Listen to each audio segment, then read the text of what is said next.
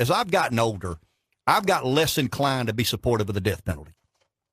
I guess I still conceptually but support the death penalty, but I've become a lot more hesitant because people aren't perfect, and we get it wrong from time to time. And executing the wrong person or torturing the wrong person, there's always a risk of that. And I think what we've got to do as a country is find out where the line is between advanced interrogation. I think that's beneficial. I think we owe our military men and women who put their lives on the line every day, every nugget of information we can possibly give them to keep them safe. But I think America stands for something different than torturing people. I don't think we should compare ourselves to what Iran does or what Iraq does or what Russia does. I don't want to be Iran. I don't want to be Iraq. I want the human element and the human compassion to always be a part of what we believe and what we stand for. And as Republicans and Democrats, we have a lot of disagreements on policies and confirmations and methodologies of presidents. But I've always believed that the risk of getting it wrong is too big a chance for us to take. Well, with the death penalty, I would certainly agree with you. I've softened on that as the years have gone by. I don't know how much the death penalty is a deterrent to crime and capital crimes and this kind of thing. Now, this torture business, of course, it's all come to the fore now because of Gina Haspel's nomination to replace Secretary Pompeo, at the CIA. And it would be a close thing for me. I don't like the idea of torture. Somebody, who you were talking about this morning, John McCain has always been foursquare against it, because he was a victim of it. And of course, they didn't get much out of him, the North Vietnamese. It would be a close call for me in a vote on this nomination. My feeling would be that I would probably vote for her. There's some bad things in her background, but there's some awfully good things in her background. She is a seasoned pro. She spent 35 years. She's not political in the slightest. From a partisan point of view, the burden she's had to bear is that she was over some of these sites, these dark black sites, where people were tortured, to these so-called terrorists abroad, outside the continental limits of the United States. And then the films that were taken of these waterboarding and other enhanced interrogation techniques, she apparently destroyed the tapes. So you've got that.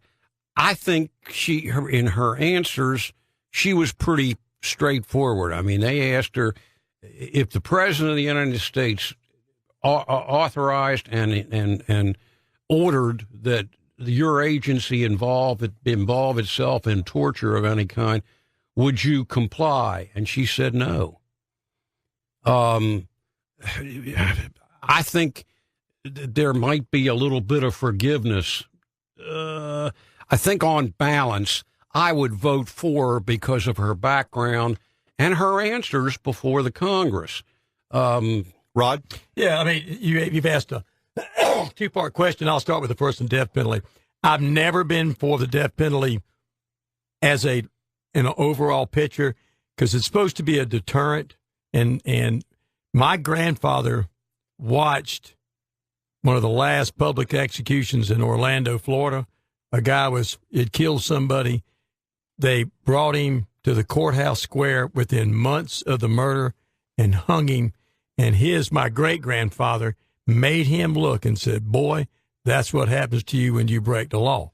Now, you know what? My grandfather was probably the most honest. I can tell you some stories about him, but at least he was honest because he just said it was the worst thing he ever seen in his life.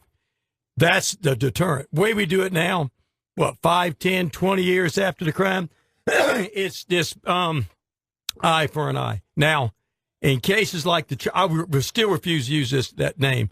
In the Charleston shooters case, even though I'm against the death penalty, I don't know about that one. That one gets me to maybe we need to forget the deterrent thing. We know what that's about. He deserves to die. He deserves to die. Now, here's the thing on her, and I disagree with Neal on this one comment, how she was really forthcoming, really straightforward. I think what will doom her nomination was a series of questions asked by Kamala Harris.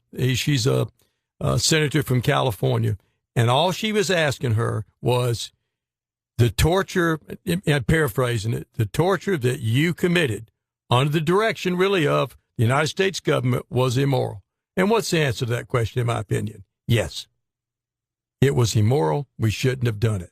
That's all she have had to say, because that's the question that flipped McCain, saying if you can't look at torture and say it's immoral, then you should not be the CIA director. I look at this lady and go, look, she may be the most qualified CIA director since Dulles, going way back, because you got somebody that's been in the business, been there. I mean, she's apparently apolitical, but she just couldn't bring herself to say that. I don't know, to be honest with you. Do I hold my nose and vote for her saying I think once she gets in there, she'll do a good job? Maybe. And I'm a Democrat, but I mean, if I was a United States Senator and I was talking to this real recruiting friend of mine, if I tell you who it was, you'd know him. He's a national recruiter. And that subject came up, and he's far more liberal than I am, way more liberal. And he said he would vote for her. So it's an interesting question. But again, I think if she had it to do over again, the answer to that is yes, and just take it. Yes, it was immoral. That's all I have to say. And I believe this. I think we all three agree that it's a very serious vote. I mean, when you're basing the vote, and then once again, I don't know where you stop.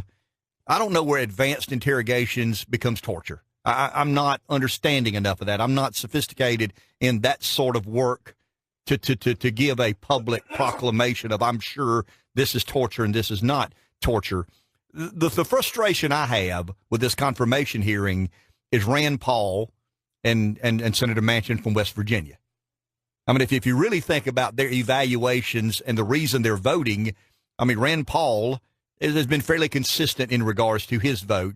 Manchin of West Virginia voted or announced yesterday or the day before that he will vote to support, and they need a Democrat to support because of Rand Paul's defection and the fact that McCain may not even vote in this thing. But Manchin's doing it simply because.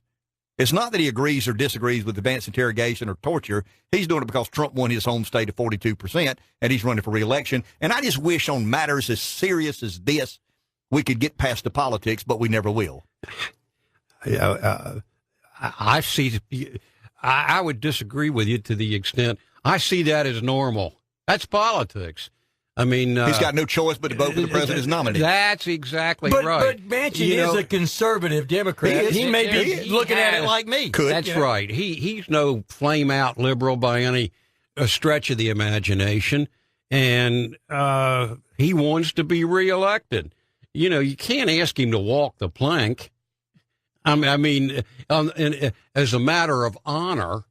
That kind of thing does happen in American politics on occasion. Rare but occasions. it's rare. And so why, should Joe Manchin, who's been a pretty good senator and represented his state very well, and particularly the coal interests and one thing or another, why should he walk the plank and be some sort of an exception and go down in flames in the fall, which he still might do? He's a politician. But everybody up there is a politician of some sort. And we'll take a break. And in Columbia and all around. We'll take a break with that comment, come back, and I've got a list of 10 senators that TheHill.com, Wall Street Journal, Washington Post, New York Times, all have put together that they believe are in for tough battles, and that'll be very interesting into the makeup of the United States Senate. Back in a minute. Thanks to our good friends at Forest Lake Greenhouse. Thanks to our buddies at Pepsi Cola of Florence. Good morning, PD Live 95. Back in a minute.